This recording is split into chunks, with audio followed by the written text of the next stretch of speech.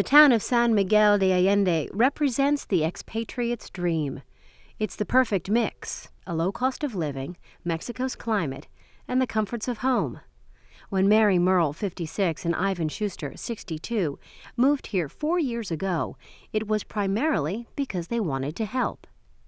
The former consultants from Pennsylvania reinvented their lives by improving those of others. Mary by becoming executive director of Feed the Hungry, Ivan by starting a water purification business.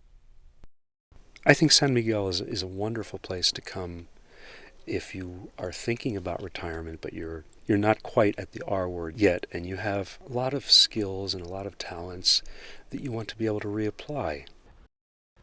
I like being a plumber. I like pipes and tubes and valves and filters, and the filters are gorgeous. In a way, if you install a water purification system in somebody's home, you're being a healer in a sense. You're providing them with safe water.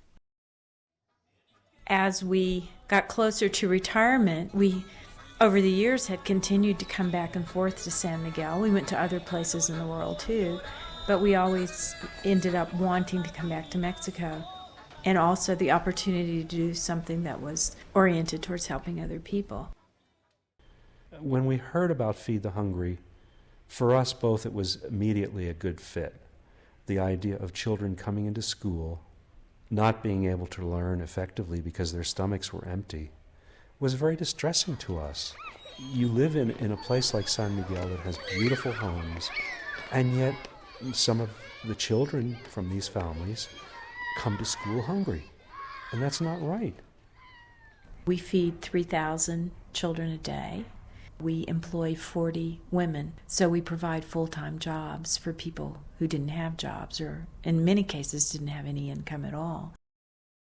It's a pretty eye-opening experience when I take people out to see where the kitchens are, because if you come to Mexico and you just go to San Miguel, you think that Mexico is really sort of like, a suburb of Texas, which it isn't at all.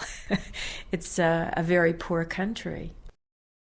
There's some incredibly interesting people here, and people have time for relationships.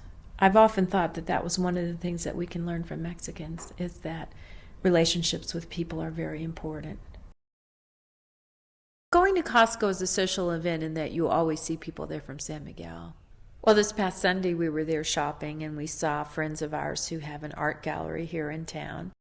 So it's nice, you get to see your friends and shop and be in a big city. It's sort of a full day.